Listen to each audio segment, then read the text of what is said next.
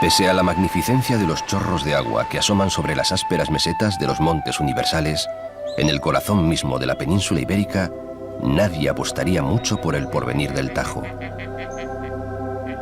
Pero se organizan muy pronto los regatos numerosos para formar ese río mayor que ya el poema del Cid cantaba hace casi 1000 años.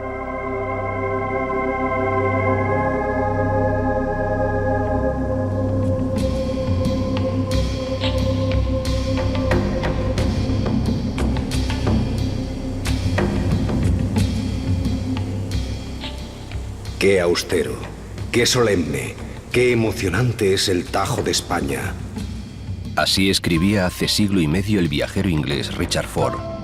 Incluso se atrevía a compararlo al Danubio, aunque echaba de menos la presencia de barcos en sus aguas. Durante los 900 kilómetros de viaje por España, manifiesta el río tanto su salvajismo como su timidez exagerada. Le huyen los pueblos. Apenas se acerca a las ciudades, salvo a Aranjuez, Toledo y Talavera, y cuando ya está muy crecido,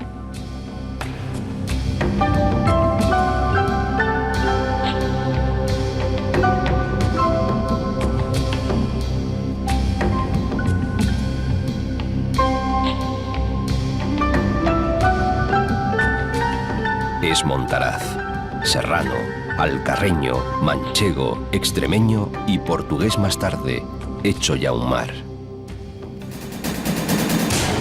Cristalino y presuroso, traspasa la alta sierra, ocupa el llano. Decía antaño Fray Luis de León.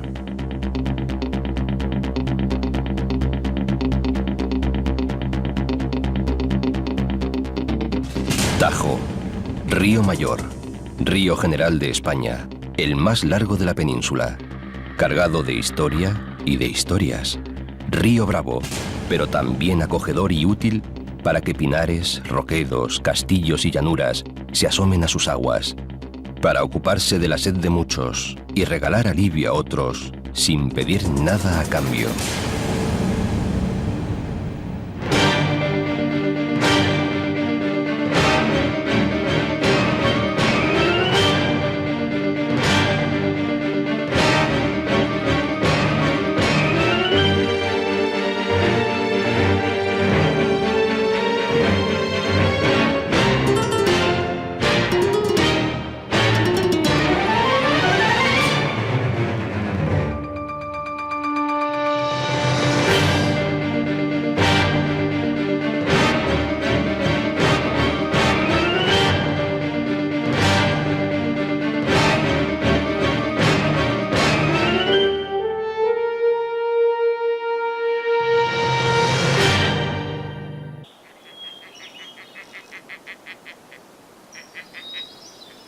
Nace el río a menos de 1600 metros de altitud, en tierras de Teruel, vecinas de las de Guadalajara y Cuenca, y pronto ha de disputar escorrentías con otros cofrades más zapadores y agresivos. Pues casi a su mismo lado nacen también el Guadalaviar, que luego en la ciudad de Teruel se bautizará como Turia, el Cabriel y el Júcar. A todos ellos les aguarda un viaje de apenas 200 kilómetros hasta llegar al Mediterráneo. Mas el Tajo ha de abrirse paso entre muchas sierras, trotar por muchas llanuras, antes de contemplar la melancólica ciudad de Lisboa.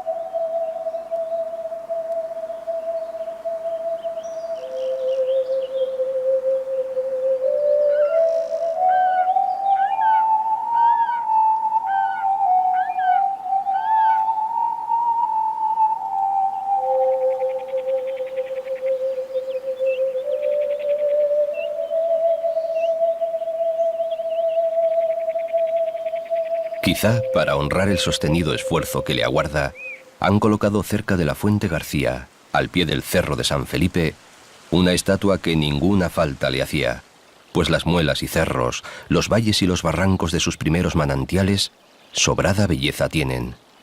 Además, la pieza no está situada en el lugar debido. La cuna real del Tajo es un frío jardín de enebros rastreros, hierbas de pasto y rosales silvestres. En ella se enredan hilos de agua que brotan y se esconden, se filtran, luchan entre sí. Ni siquiera se adivina su prolongada historia.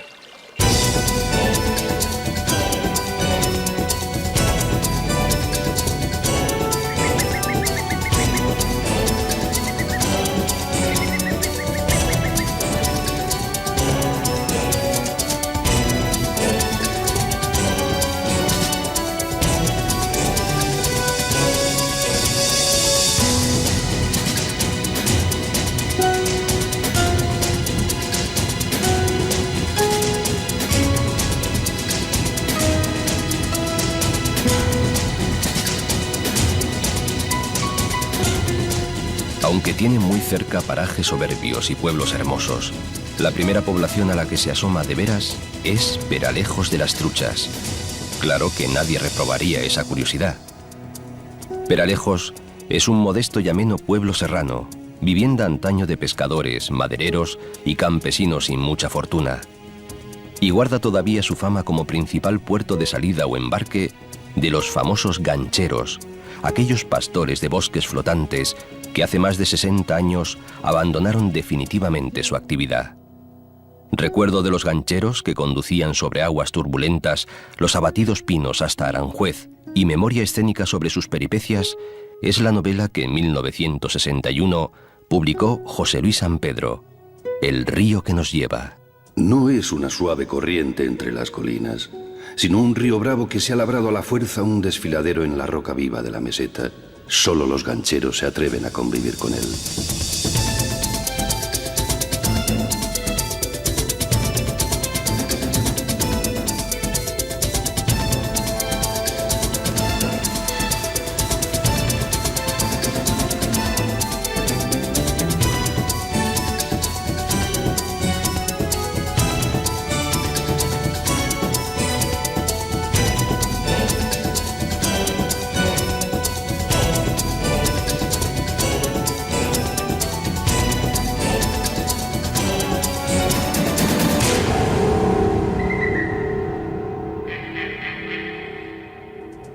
Una vida agitada que sin duda envidiará el sosiego de la laguna natural de Taravilla.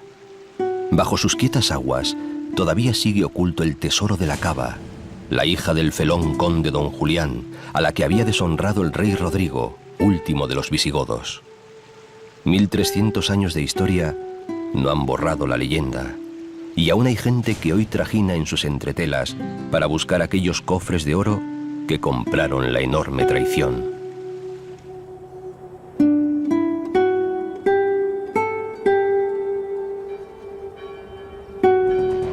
Por los alrededores brotan los pueblos, tan asustados de las impetuosas aguas que no se atrevieron nunca a asomarse a ellas. El folclore los define con malvada ironía. De Peñalén salió el hambre y por Poveda pasó. En Taravilla hizo noche y en Baños se avecindó.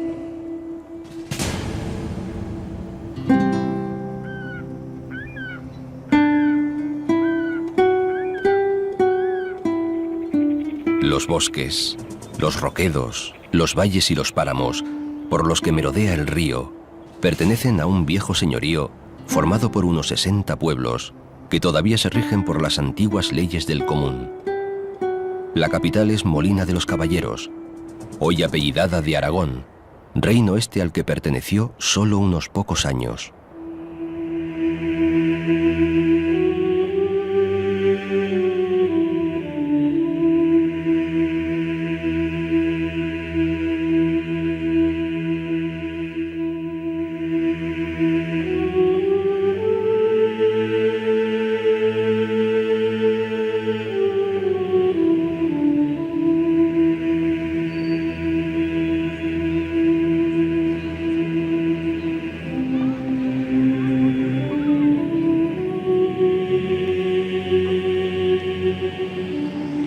Molina fue castellana casi siempre, mas en largas disputas desde que Alfonso el Batallador la tomase a los moros en el año 1129 y Manrique de Lara reforzara su castillo y el amurallado cerco con las orgullosas torres que aún sobreviven.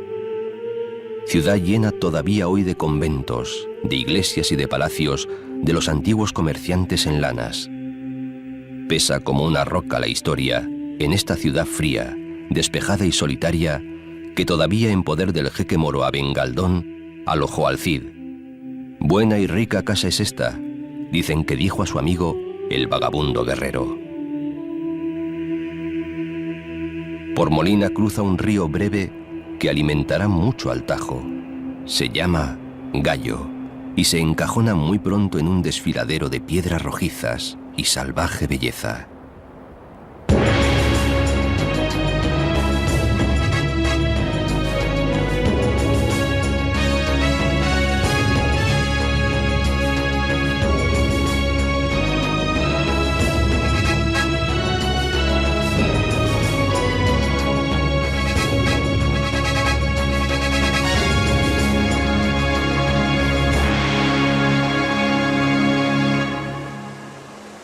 Arranca la garganta al pie de un escalofriante pináculo que preside el santuario de la Virgen Románica de la Hoz, patrona del señorío, sin competencia de otras vírgenes que esconden sus ermitas sobre rocas o extramuros de las aldeas vecinas. El lugar fue ya rincón religioso y mágico para los celtíberos.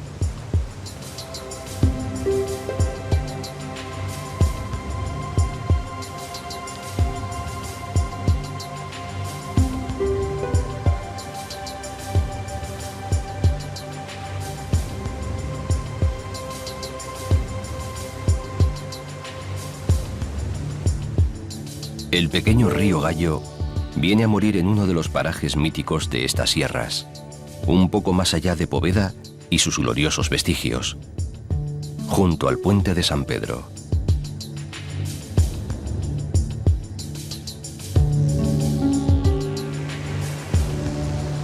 Más cargado de aguas y de fatiga, rehundido, muy curvado hacia el norte y un poco más sosegado, el Tajo va organizando diversos hallazgos geográficos que han tenido mejor o peor fortuna pública.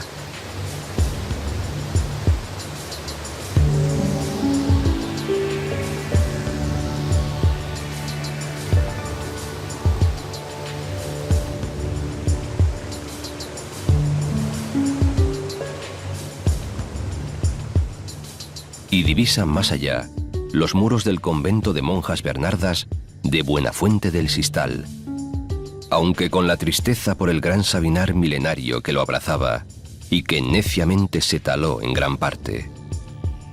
Tiene este monasterio, recio y severo, el único cisterciense de Guadalajara, más de 1000 años de historia. En la Edad Media fue refugio de damas nobles y sepulcro de princesas.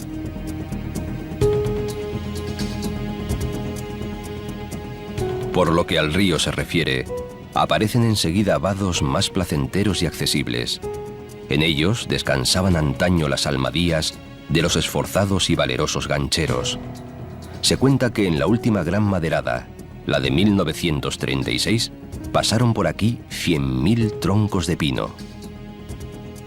Aparecen también amenos campos, frutales y colmenas, a los pies de la aldea de Huerta Hernando, por ejemplo. Modesta actividad humana o recuerdo de ella.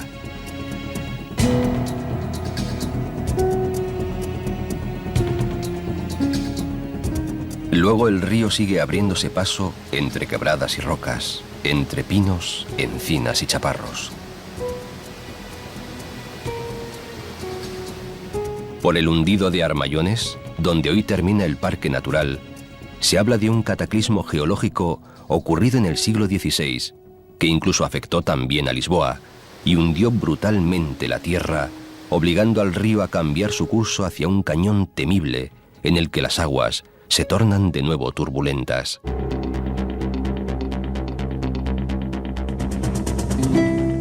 Después, se abre ya al paisaje que comparten Ocentejo por el norte y Arbeteta por el sur.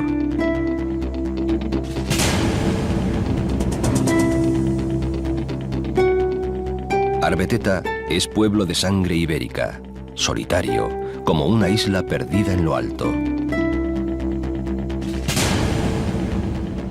En su torre ondea la vigorosa veleta del Mambrú e impresionan las cercanas ruinas del solitario castillo, equilibrado sobre una roca a 50 metros de imposible altura.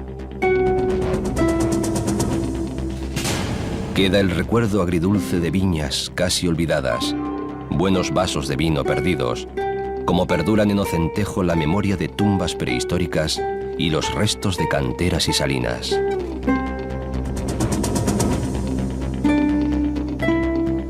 Luego de decir adiós a las calles de Azañón, decide el Tajo entrar en la Alcarria, dispuesto a descansar un poco.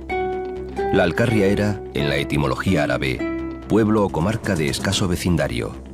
Hace 2 siglos, estos campos, entre Guadalajara y Cuenca, formaron una de las 16 provincias de Castilla. El río se entretiene aquí, acunado por recuerdos viejos, junto a sotos llenos de pájaros, entre 2 amenas riberas.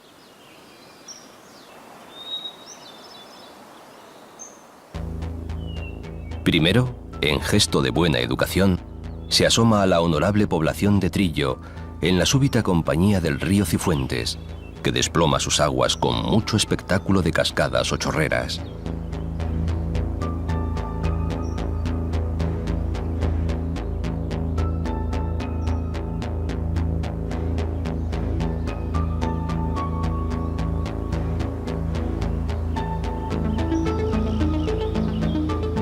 La vieja Puebla tiene algo de cinematográfico en sus casonas, sus iglesias, sus bosques, sus antiguos baños de aguas medicinales, su castillo, el ancho abrazo del páramo y el ruinoso convento de Santa María de Oliva.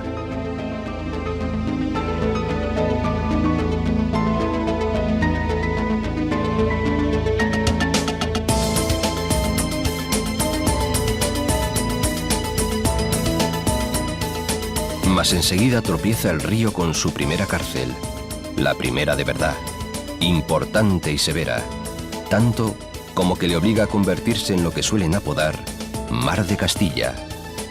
Se trata de una sucesión de embalses, auténticos lagos artificiales que se cerraron en 1958 para guardar 2,5 millones de metros cúbicos de agua, sobre todo del Tajo, pero también del Guadiela, aguas represadas en principio para la producción eléctrica. Las antiguas y tenebrosas leyendas sobre el angosto paraje por el que discurría el río se han trocado en justa fama de ocios serranos, deportes y fiestas.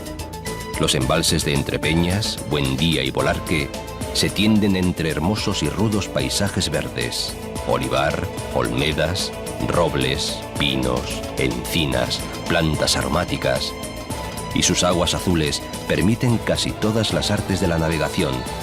Solo los 2 primeros tienen un litoral de casi 200 kilómetros. El pueblo de Sacedón, en la cabeza del pantano de Entrepeñas, adopta espíritu de puerto de mar. A la ribera la llaman incluso paseo marítimo.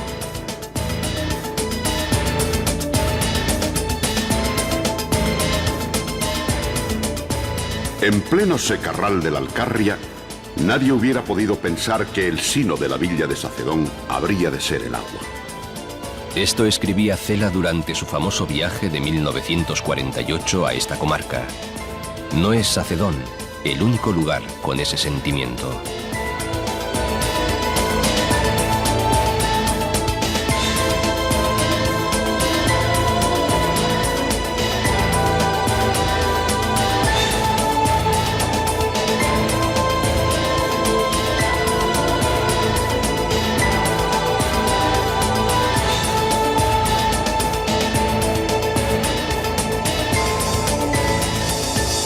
Puesto que de aguas vamos, bien merece la pena marchar desde Sacedón hacia Oriente, pasar del Tajo al Guadiela, de Entrepeñas a Buendía, y echar, aunque solo sea una mirada, al otro gran pantano de estas tierras.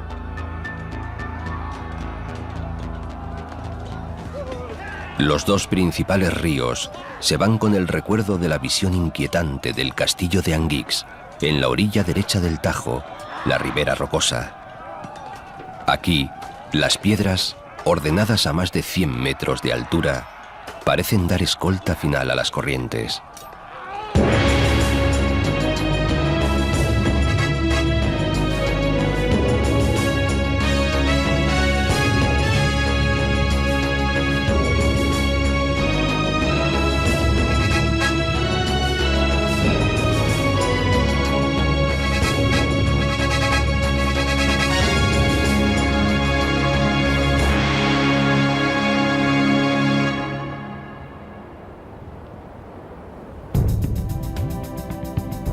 Donde se juntan las del Tajo y el Guadiela, es uno de los grandes paisajes de esta comarca.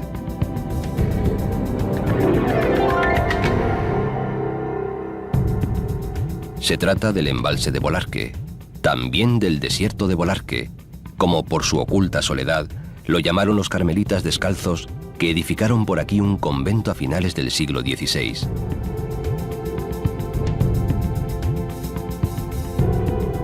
Mientras, los campesinos de Almonacid y Sayatón se atareaban en sus molinos y cuidaban huertas y olivares, más o menos que hoy.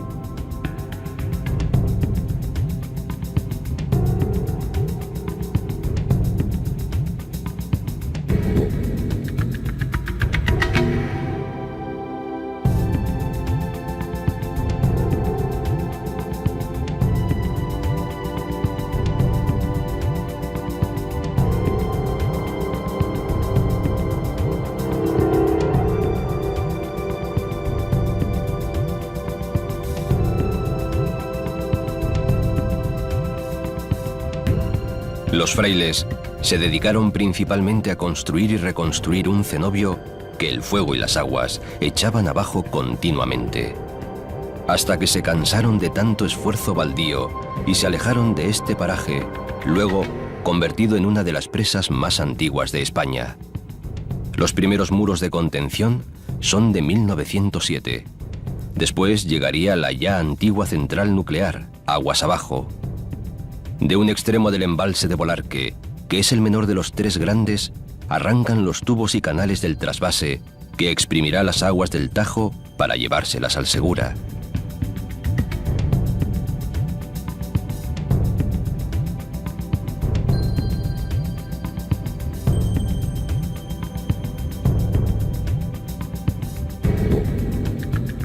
El pobre Tajo se queda aquí en los huesos.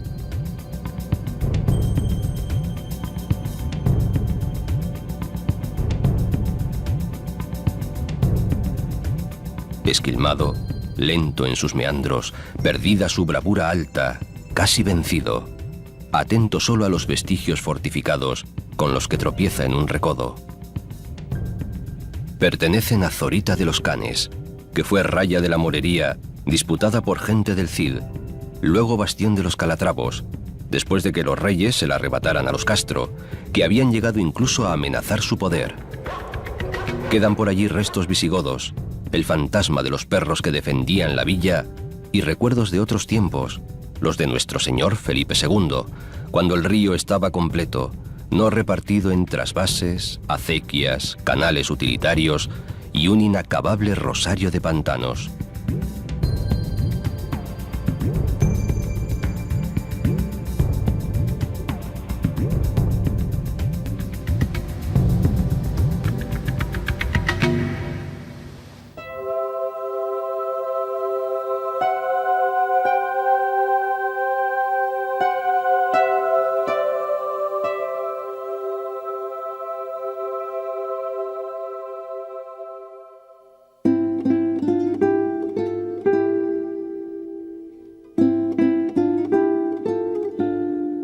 Adormecido en la parda campiña cerealista, siempre con la alegría de los chopos a su lado, deja el Tajo la provincia de Guadalajara para visitar Madrid, que lo recibe con el fantasma del castillo de Fuentidueña y las vegas de Villamanrique.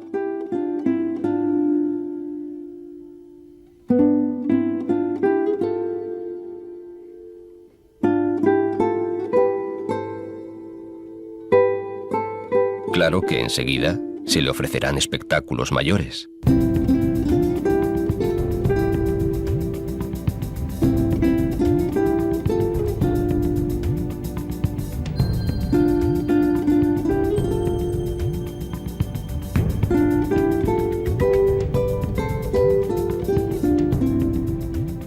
El primero, por su calidad y fama, la villa de Chinchón, cuyo nombre en latín significa herradura, porque así es la forma de la colina en que se asienta.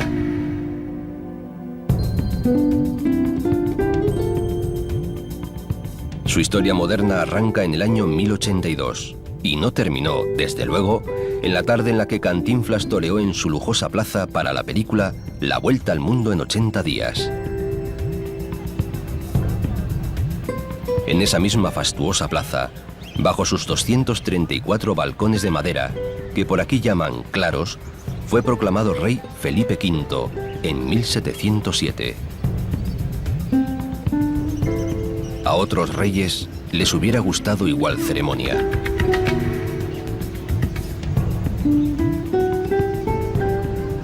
Se la conoce con el sobrenombre de la Plaza de los Toros, tal vez porque, según noticias de la época, en 1502 tuvo lugar la primera corrida, que se celebró con el fausto motivo de las bodas de Felipe el Hermoso con doña Juana, la hija loca de los reyes católicos. Tanta afición taurina hubo aquí que los matadores Frascuelo y Marcial Lalanda fueron nombrados hijos adoptivos de Chinchón.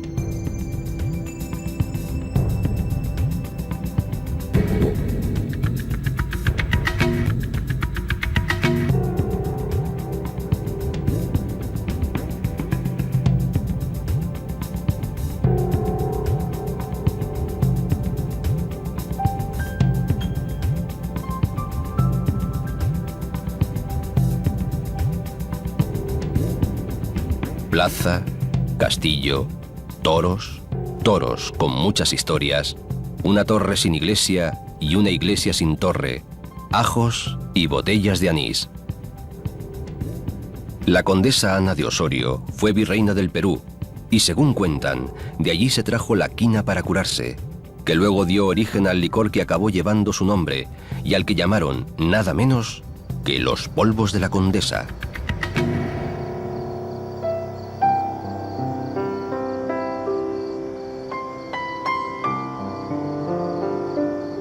En fin, demasiado es Chinchón y tan tímido el Tajo que no se atreve a acercarse del todo a tanta gloria reunida.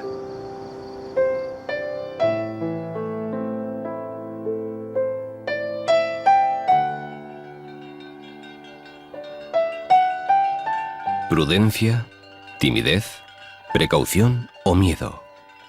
Hay gaviotas del Tajo que llegan a internarse hasta Madrid, pero el río pasa de largo entre rebaños de cabras y ovejas, a través de vegas de melones, espárragos y fresas, siempre con la nostalgia de las grandes hoces de antaño.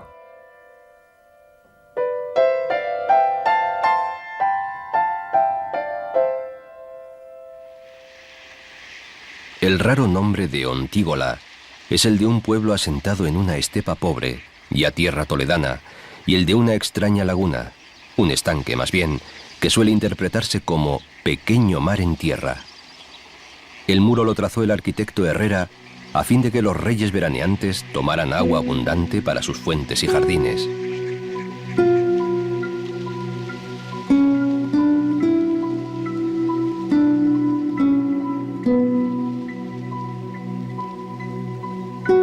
Es decir, para alegrar sus ocios en Aranjuez, que es en puridad la primera puebla monumental que se entraña en el río. Si a su derecha riega una ancha y famosa vega, el honor máximo del río es entretenerse en jardines afrancesados, asomarse a palacios, palacetes y cabañas de príncipes, adornarse de riberas con embarcaderos y puentes lujosos. Es decir, despojarse al fin de los harapos pastoriles y madereros de las sierras pobres, del polvo de llanuras broncas o amenas, para convertirse de pronto en cortesano.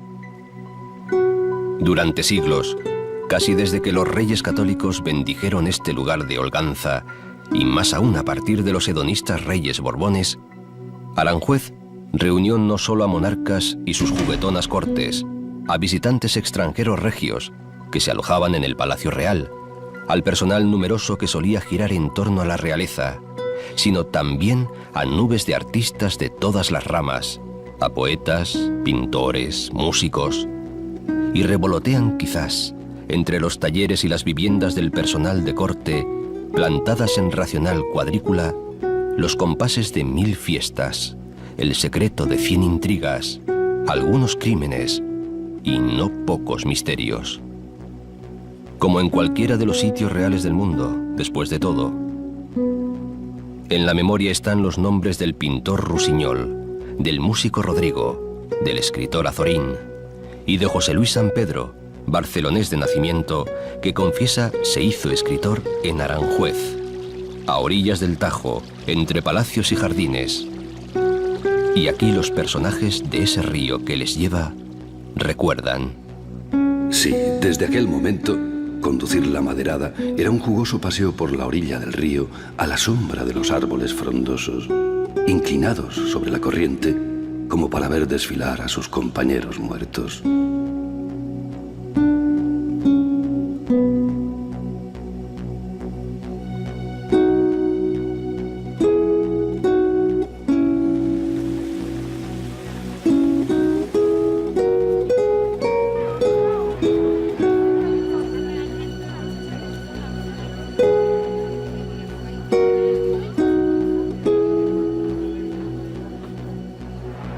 Opulento, con pasado cortesano, el Tajo es en Aranjuez rica vega, puente colgado, óleo tranquilo y reposado, presa de gancheros y tarde de toros para visitantes de ocasión y turistas de vocación.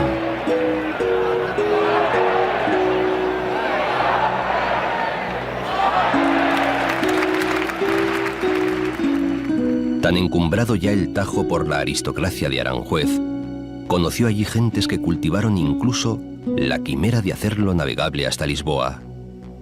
El fabuloso ingeniero italiano Antonelli lo intentó con denuedo y casi lo consigue antes de perecer en el intento en 1588.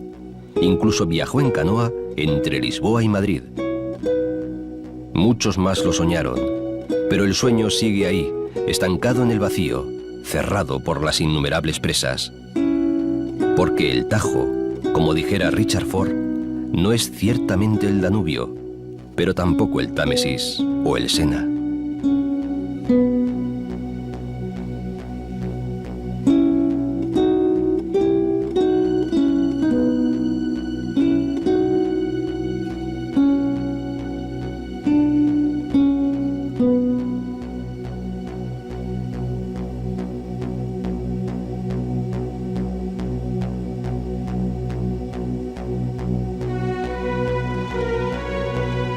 Marcha perezoso, adormilado en sus lentos meandros, como si quisiera esconderse detrás de algún cerro y volver atrás, como perdido entre los pueblos, todavía algo moriscos, de la Sagra toledana. Puerta del Campo, o Puerta Roja, llamaron los invasores árabes a esta llanura ondulada, muy rica antaño. Quedan esqueletos de algunos viejos castillos. Viñedos, olivares no muy fecundos, hectáreas de cereal y campos abiertos para los animales míticos. Jovial y hermosa compañía que tal vez haga rememorar al río su infancia y su adolescencia salvajes.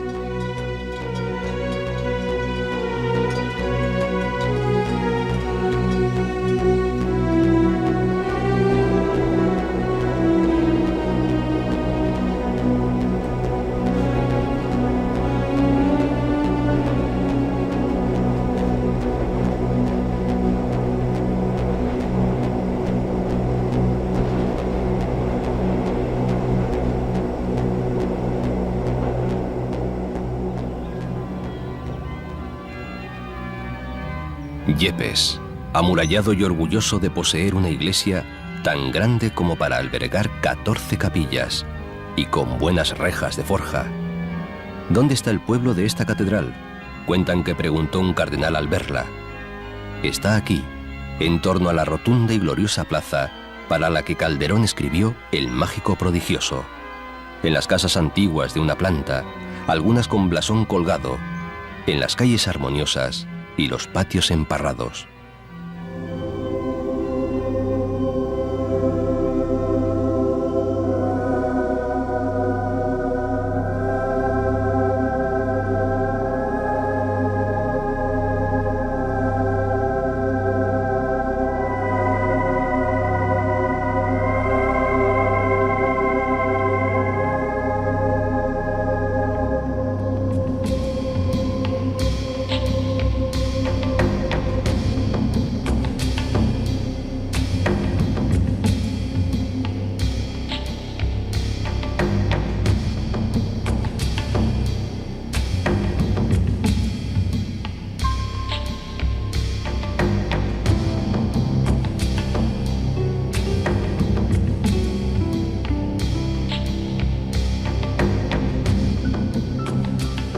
Al otro lado del hondo cauce del Tajo, o sea, a su derecha, la también murada Illescas se envalentona como capital natural de la Sagra.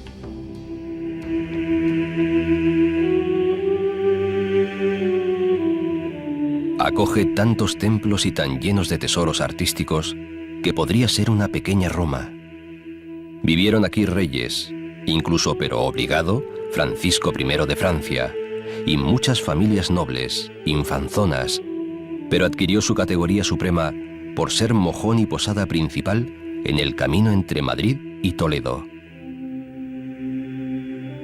De aquellos esplendores quedan, entre muchas obras de arte, los cuadros que el Greco pintó para el entonces Hospital de la Caridad.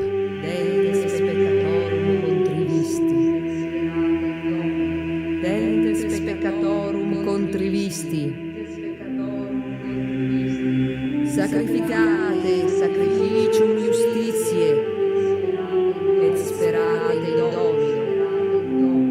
Sacrificate sacrificium justitiae et sperate in Domino. Dentes peccatorum contrivisti.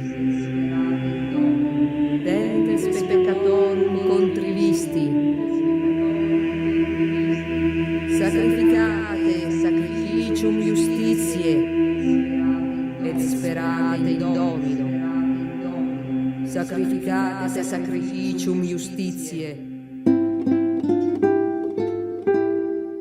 Y si Illescas acogió a El Greco, aun entre agrias peleas por el precio de su trabajo, conviene reseñar cómo cada pueblo tiene o tuvo ilustres vecinos, y su historia, naturalmente, que por aquí mucha hubo. Pero apartada del río, siempre en la inmensidad de estos paisajes ilustres, pocas veces pegada a sus orillas.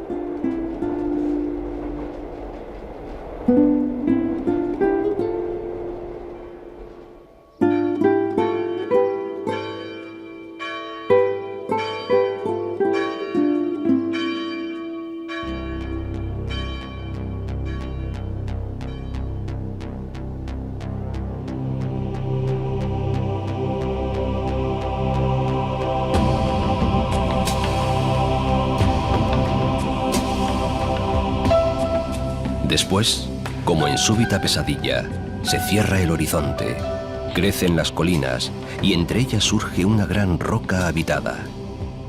Allí donde está la luz más pura de España, según Gómez de la Serna. Roca habitada no solo de hombres y desde hace 3000 años, sino de historia, de tiempo, de leyendas, de arte, de mitos.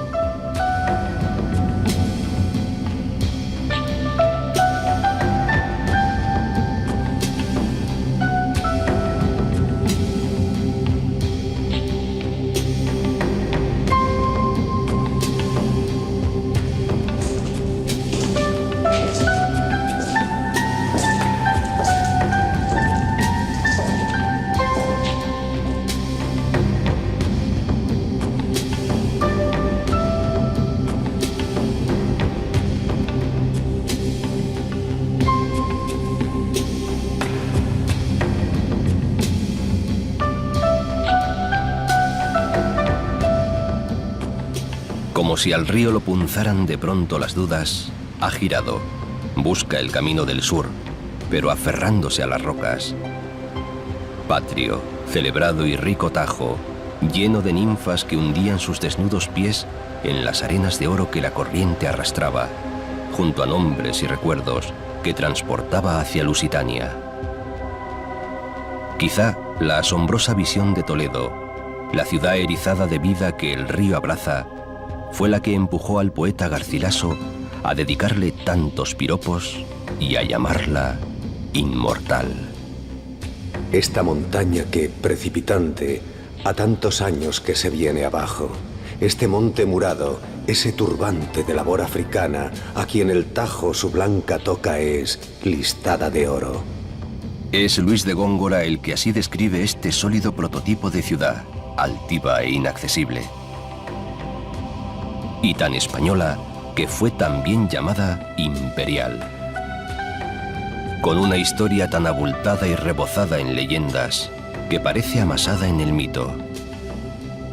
Ciudad pequeña pero bien defendida, la había llamado Tito Livio, y todavía en La Vega quedan huellas de un gran circo romano, primitiva sede de obispos y centro de muy lejanos concilios cristianos, capital de los visigodos hace más de 1500 años.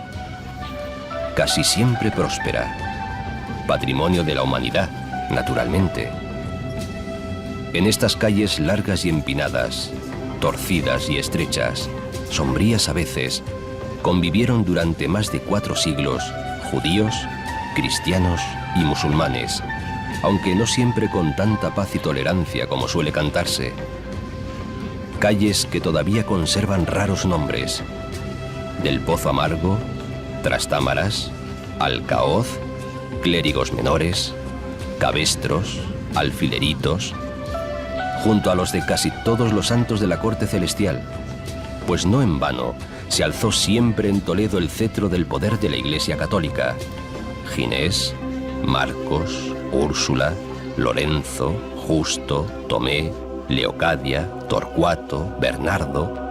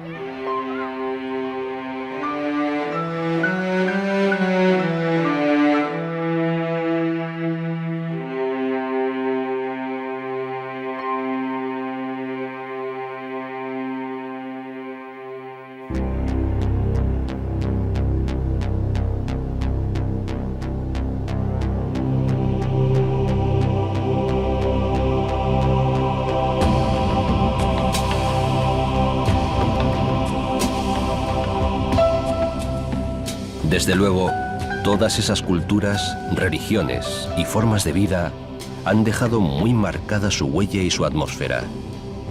Es el encanto, el éxito, la maravilla de Toledo, el cultivo más sutil y misterioso de las aguas del Tajo.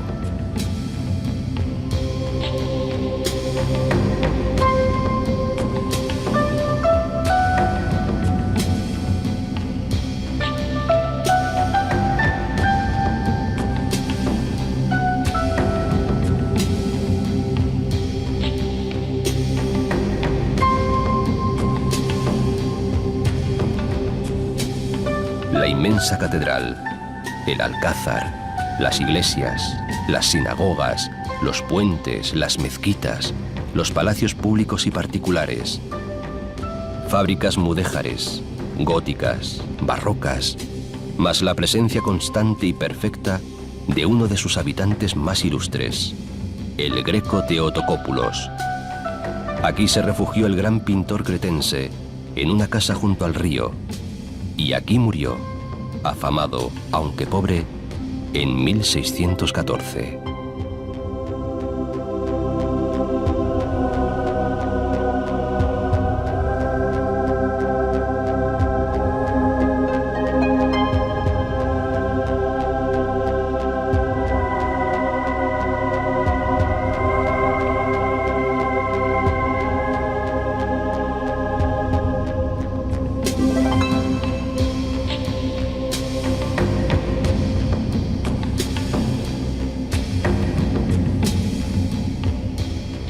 Hoy como ayer, pues el tiempo parece que no existe. Toledo es un gran escenario de bellezas y trajines, una espesa y fecunda realidad entrelazada, irrepetible, definitiva, como los hilos de oro y plata que se integran en las planchas del damasquinado, pugnaz y viva, de día y de noche.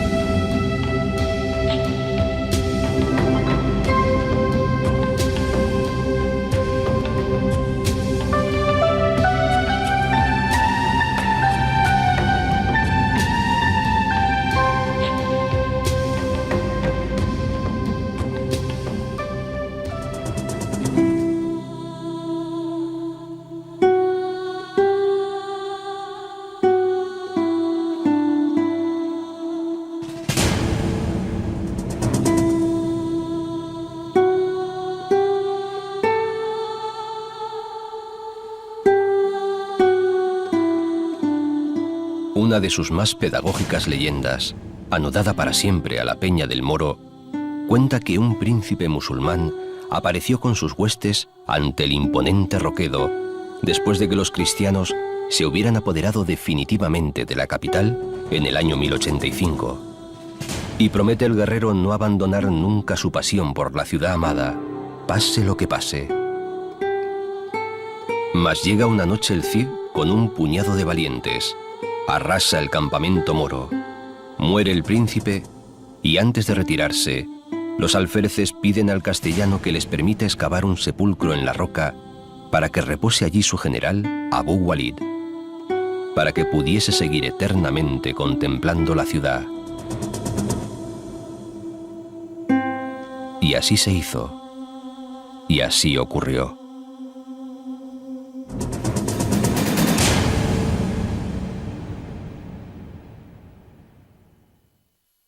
Yo voy soñando caminos de la tarde,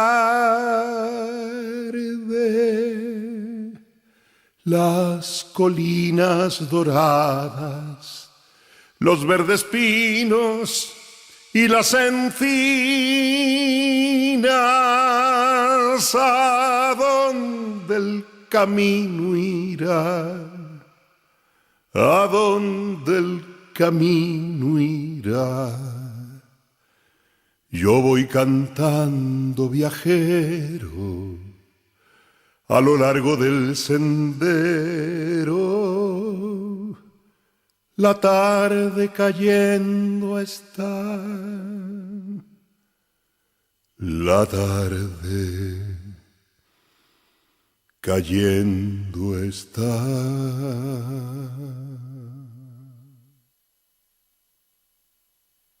Escribe este sólido prototipo de ciudad, altiva e inaccesible.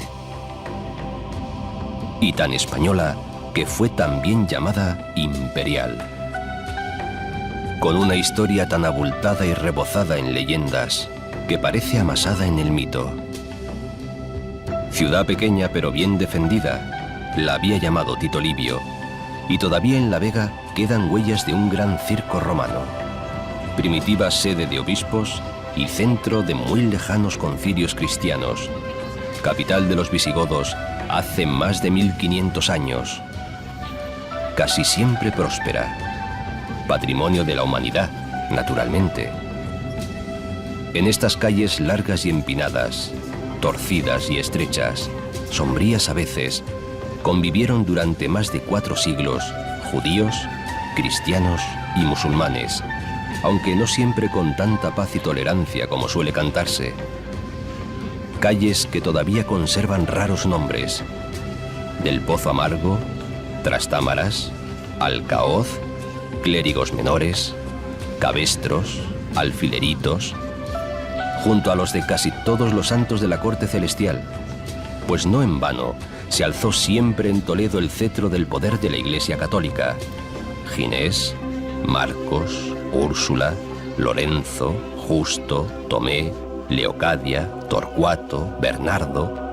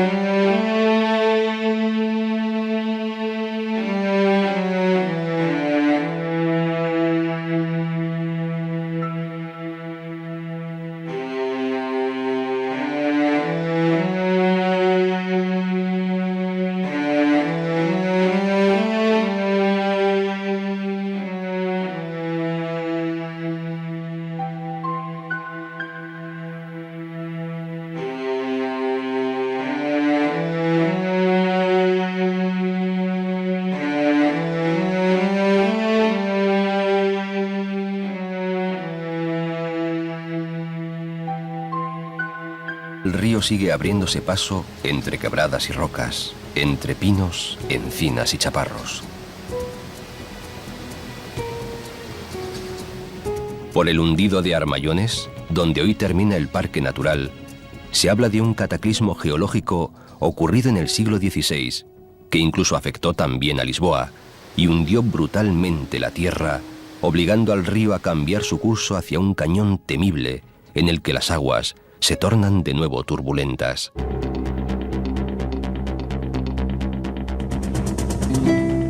Después, se abre ya al paisaje que comparten Ocentejo por el norte y Arbeteta por el sur.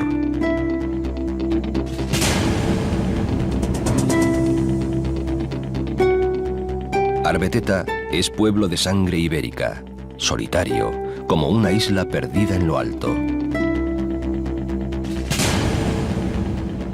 En su torre ondea la vigorosa veleta del Mambrú e impresionan las cercanas ruinas del solitario castillo, equilibrado sobre una roca a 50 metros de imposible altura.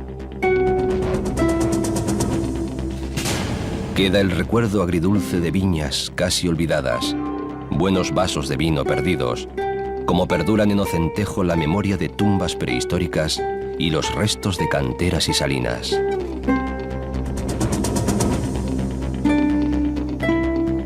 Luego de decir adiós a las calles de Azañón, decide el Tajo entrar en la Alcarria, dispuesto a descansar un poco. La Alcarria era, en la etimología árabe, pueblo o comarca de escaso vecindario.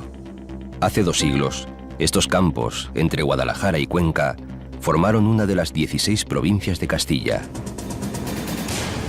El río se entretiene aquí, acunado por recuerdos viejos, junto a sotos llenos de pájaros, entre 2 amenas riberas.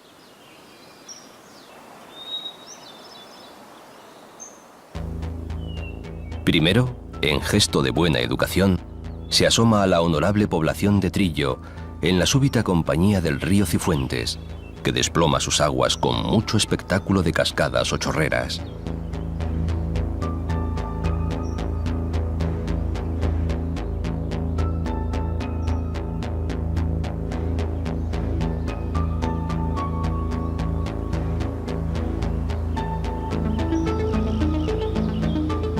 La vieja Puebla tiene algo de cinematográfico en sus casonas, sus iglesias, sus bosques, sus antiguos baños de aguas medicinales, su castillo, el ancho abrazo del páramo y el ruinoso convento de Santa María de Oliva.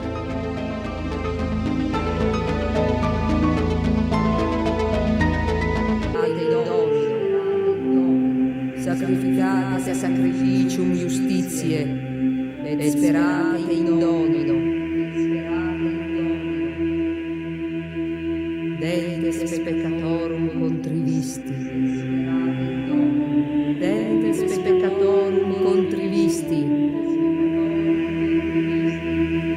Sacrificate sacrificium justitiae, et sperate in Domino. Sacrificate sacrificium justitiae. Y si Illescas acogió a El Greco, aun entre agrias peleas por el precio de su trabajo, conviene reseñar cómo cada pueblo tiene o tuvo ilustres vecinos, y su historia, naturalmente, que por aquí mucha hubo. Pero apartada del río, siempre en la inmensidad de estos paisajes ilustres, pocas veces pegada a sus orillas.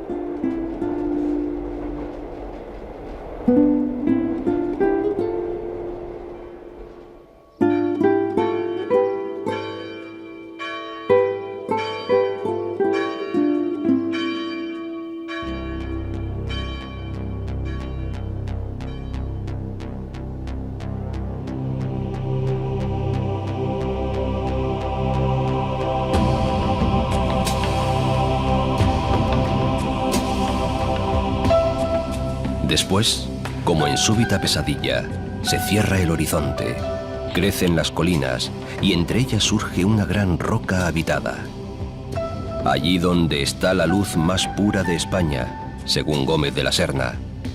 Roca habitada no solo de hombres y desde hace 3000 años, sino de historia, de tiempo, de leyendas, de arte, de mitos.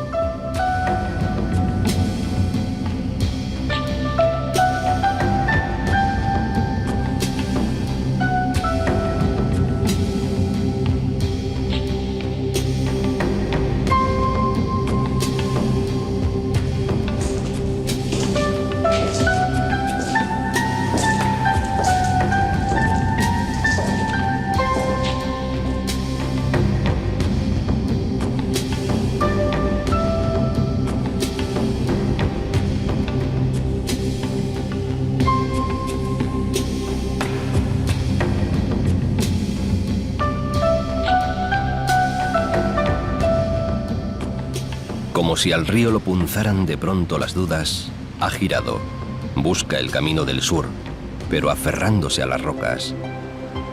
Patrio, celebrado y rico Tajo, lleno de ninfas que hundían sus desnudos pies en las arenas de oro que...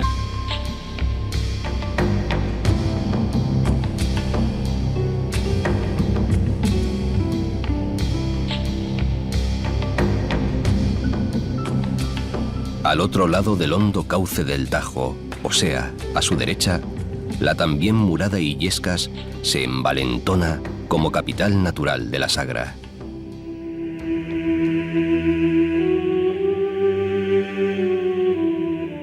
Acoge tantos templos y tan llenos de tesoros artísticos que podría ser una pequeña Roma. Vivieron aquí reyes, incluso pero obligado, Francisco I de Francia, y muchas familias nobles, infanzonas, pero adquirió su categoría suprema por ser mojón y posada principal en el camino entre Madrid y Toledo. De aquellos esplendores quedan, entre muchas obras de arte, los cuadros que El Greco pintó para el entonces Hospital de la Caridad.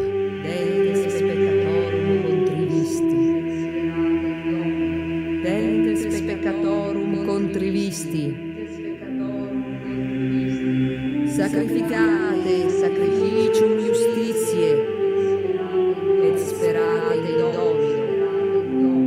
Sacrificate sacrificium justitiae, et sperate in Domino. Dentes peccatorum contrivisti. Dentes peccatorum contrivisti.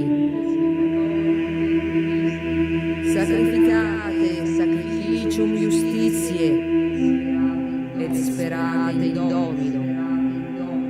Sacrificate sacrificium justitiae. Y si Illescas acogió a El Greco, aun entre agrias peleas por el precio de su trabajo, conviene reseñar cómo cada pueblo tiene o tuvo ilustres vecinos, y su historia, naturalmente, que por aquí mucha hubo. Pero apartada del río, siempre en la inmensidad de estos paisajes ilustres, pocas veces pegada a sus orillas.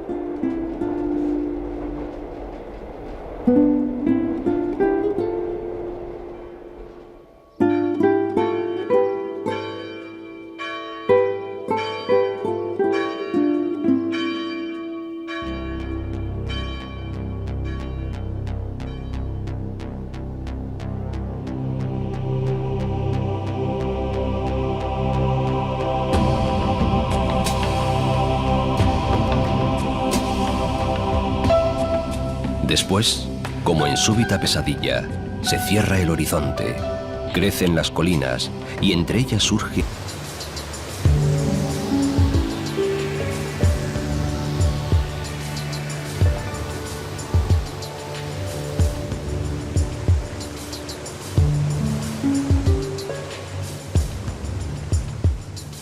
y divisa más allá los muros del convento de monjas bernardas de Buenafuente del Sistal, aunque con la tristeza por el gran Sabinar milenario que lo abrazaba y que neciamente se taló en gran parte. Tiene este monasterio, recio y severo, el único cisterciense de Guadalajara, más de 1000 años de historia. En la Edad Media fue refugio de damas nobles y sepulcro de princesas.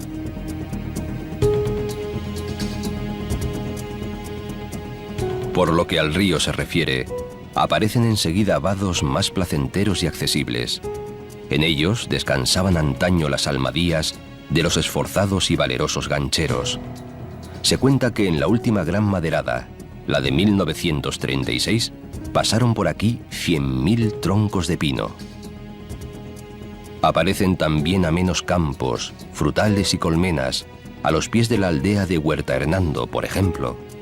Modesta actividad humana o recuerdo de ella.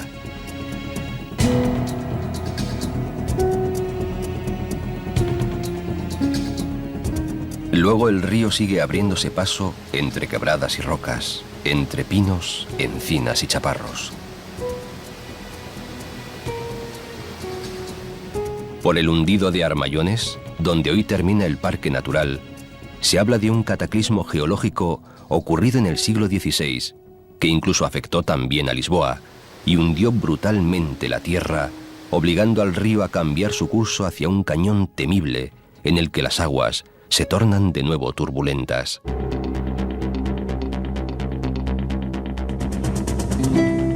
Después, se abre ya al paisaje que comparten Ocentejo por el norte y Arbeteta por el sur.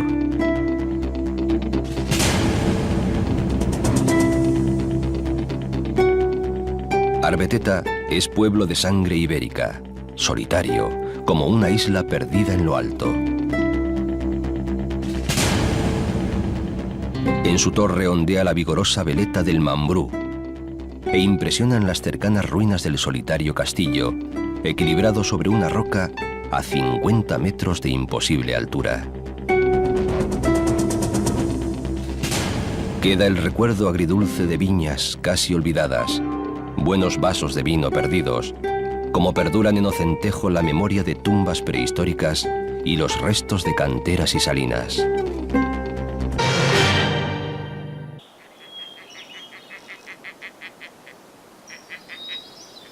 Nace el río a menos de 1600 metros de altitud, en tierras de Teruel, vecinas de las de Guadalajara y Cuenca, y pronto ha de disputar escorrentías con otros cofrades más zapadores y agresivos. Pues casi a su mismo lado nacen también el Guadalaviar, que luego en la ciudad de Teruel se bautizará como Turia, el Cabriel y el Júcar. A todos ellos les aguarda un viaje de apenas 200 kilómetros hasta llegar al Mediterráneo. Mas el Tajo ha de abrirse paso entre muchas sierras, trotar por muchas llanuras, antes de contemplar la melancólica ciudad de Lisboa.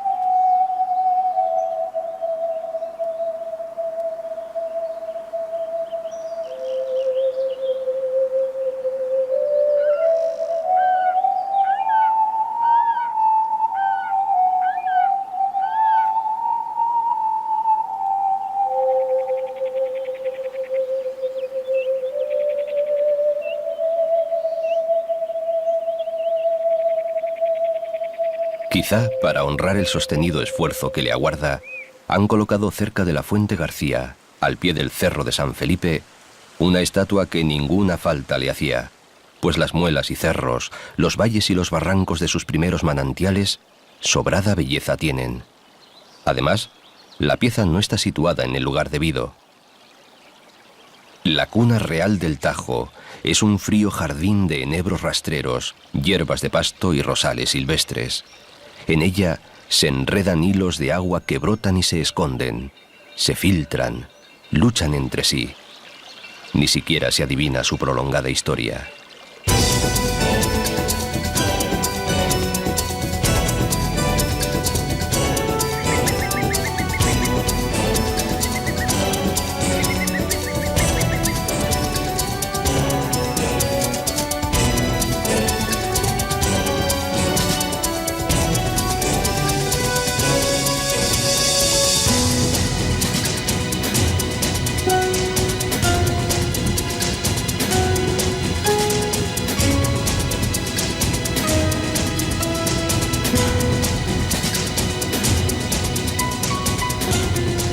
Aunque tiene muy cerca parajes soberbios y pueblos hermosos, la primera población a la que se asoma de veras es Peralejos de las Truchas. Claro que nadie reprobaría esa curiosidad. Peralejo con embarcaderos y puentes lujosos. Es decir, despojarse al fin de los harapos pastoriles y madereros de las sierras pobres, del polvo de llanuras broncas o amenas, para convertirse de pronto en cortesano.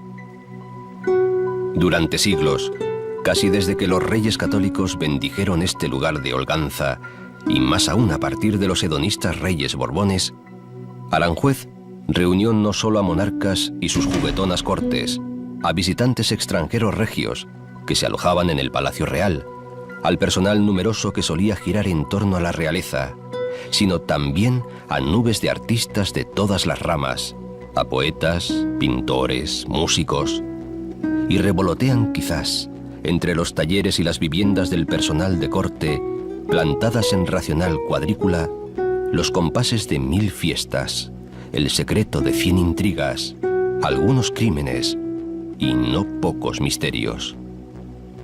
Como en cualquiera de los sitios reales del mundo, después de todo. En la memoria están los nombres del pintor Rusiñol, del músico Rodrigo, del escritor Azorín y de José Luis San Pedro, barcelonés de nacimiento, que confiesa se hizo escritor en Aranjuez, a orillas del Tajo, entre palacios y jardines.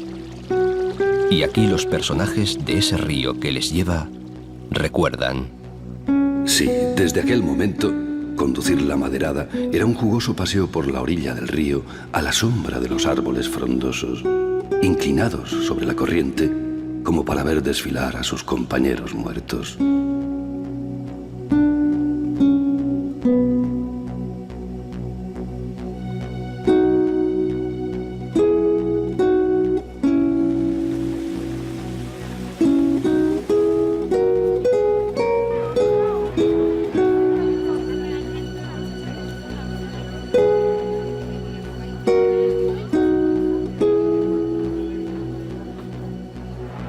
Opulento, con pasado cortesano, el Tajo es en Aranjuez rica vega, puente colgado, óleo tranquilo y reposado, presa de gancheros y tarde de toros para visitantes de ocasión y turistas de vocación.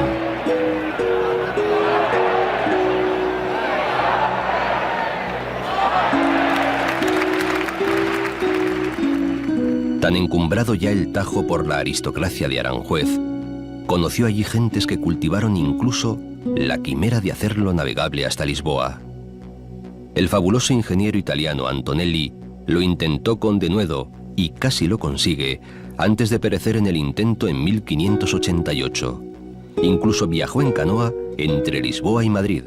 La ciudad de Teruel se bautizará como Turia, el Cabriel y el Júcar. A todos ellos les aguarda un viaje de apenas 200 kilómetros hasta llegar al Mediterráneo. Mas el Tajo ha de abrirse paso entre muchas sierras, trotar por muchas llanuras, antes de contemplar la melancólica ciudad de Lisboa.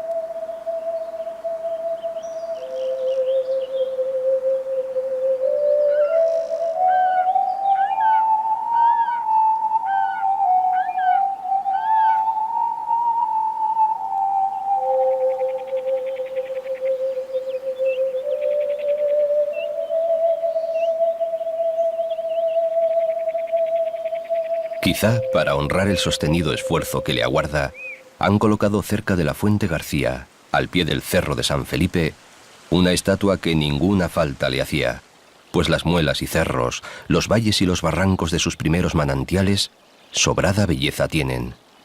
Además, la pieza no está situada en el lugar debido. La cuna real del Tajo es un frío jardín de enebros rastreros, hierbas de pasto y rosales silvestres. En ella se enredan hilos de agua que brotan y se esconden, se filtran, luchan entre sí. Ni siquiera se adivina su prolongada historia.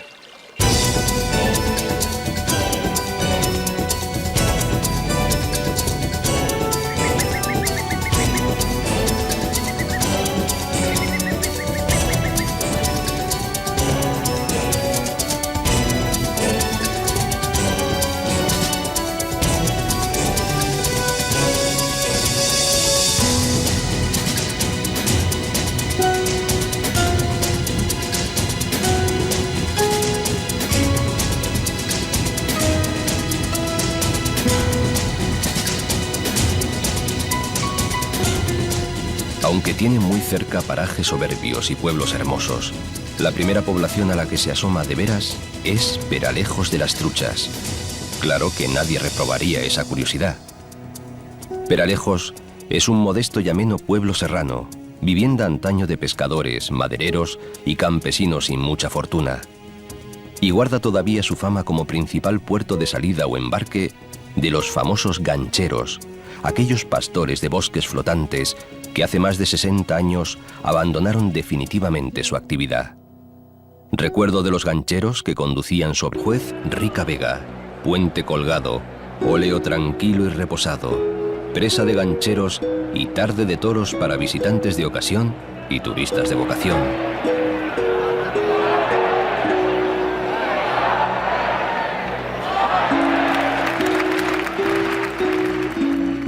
Tan encumbrado ya el Tajo por la aristocracia de Aranjuez, conoció allí gentes que cultivaron incluso la quimera de hacerlo navegable hasta Lisboa. El fabuloso ingeniero italiano Antonelli lo intentó con denuedo y casi lo consigue antes de perecer en el intento en 1588.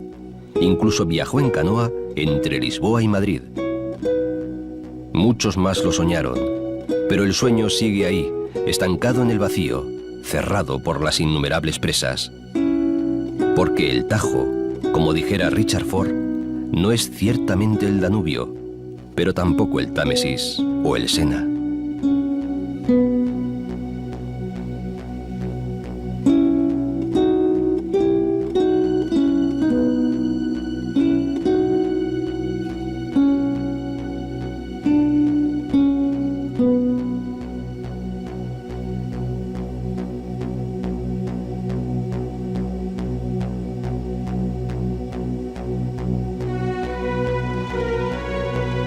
Marcha perezoso, adormilado en sus lentos meandros, como si quisiera esconderse detrás de algún cerro y volver atrás, como perdido entre los pueblos, todavía algo moriscos, de la Sagra toledana. Puerta del Campo, o Puerta Roja, llamaron los invasores árabes a esta llanura ondulada, muy rica antaño. Quedan esqueletos de algunos viejos castillos. Viñedos, olivares no muy fecundos, hectáreas de cereal y campos abiertos para los animales míticos. Jovial y hermosa compañía que tal vez haga rememorar al río su infancia y su adolescencia salvajes.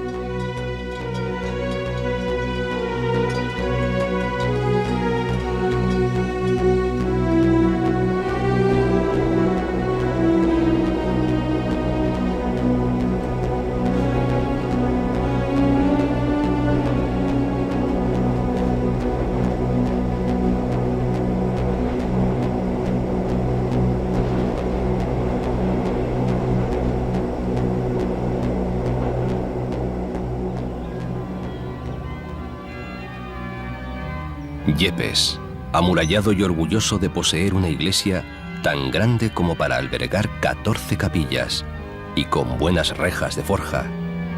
Una vida agitada que sin duda envidiará el sosiego de la laguna natural de Taravilla.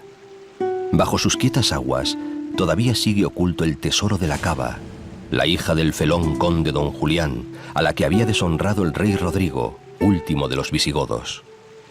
1300 años de historia no han borrado la leyenda, y aún hay gente que hoy trajina en sus entretelas para buscar aquellos cofres de oro que compraron la enorme traición.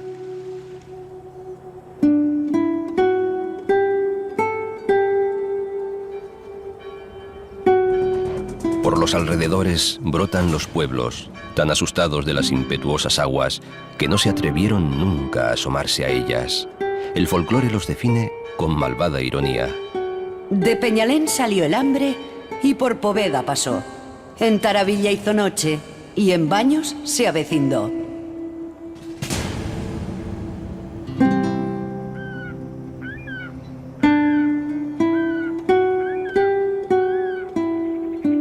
Los bosques, los roquedos, los valles y los páramos, por los que merodea el río, pertenecen a un viejo señorío formado por unos 60 pueblos que todavía se rigen por las antiguas leyes del común. La capital es Molina de los Caballeros, hoy apellidada de Aragón, reino este al que perteneció solo unos pocos años.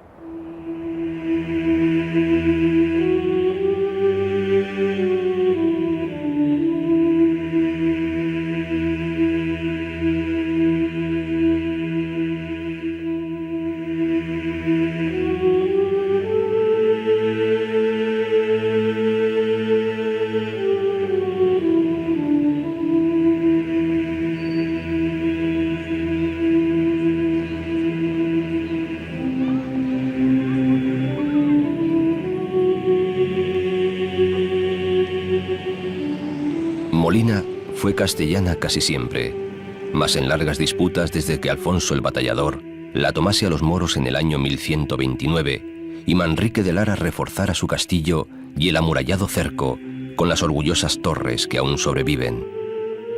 Ciudad llena todavía hoy de conventos, de iglesias y de palacios de los antiguos comerciantes en lanas. Pesa como una roca la historia en esta ciudad fría, despejada y solitaria, que todavía en poder del jeque moro Abengaldón alojó al Cid. Buena y rica casa es esta, dicen que dijo a su amigo el vagabundo guerrero.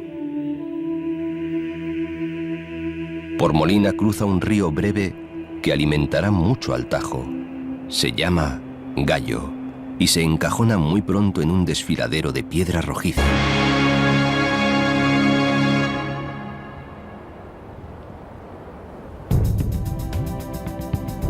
Donde se juntan las del Tajo y el Guadiela, es uno de los grandes paisajes de esta comarca.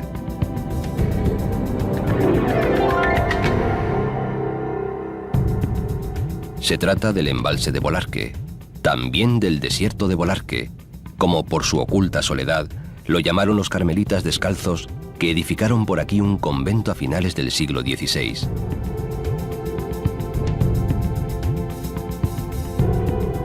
Mientras, los campesinos de Almonacid y Sayatón se atareaban en sus molinos y cuidaban huertas y olivares, más o menos que hoy.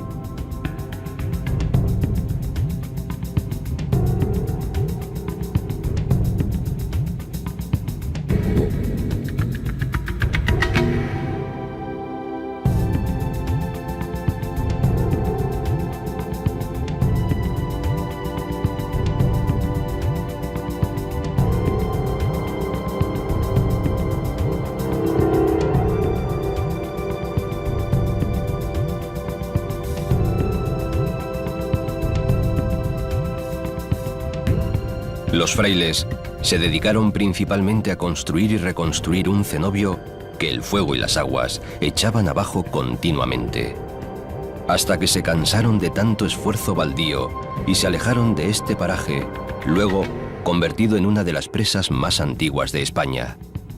Los primeros muros de contención son de 1907. Después llegaría la ya antigua central nuclear, aguas abajo. De un extremo del embalse de Bolarque, que es el menor de los tres grandes, arrancan los tubos y canales del trasvase que exprimirá las aguas del Tajo para llevárselas al Segura.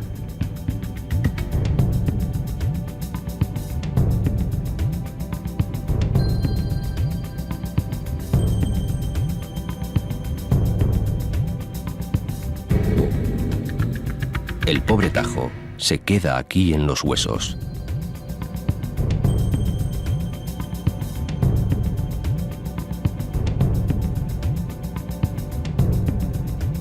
Esquilmado, lento en sus meandros, perdida su bravura alta, casi vencido, atento solo a los vestigios fortificados con los que tropieza en un recodo. Pertenecen a Zorita de los Canes, que fue raya de la morería disputada por gente del Cid, luego bastión de los Calatravos, después de que los reyes se la arrebataran a los Castro, que habían llegado incluso a amenazar su poder. Quedan por allí restos visigodos, el fantasma de los perros que defendían la villa y recuerdos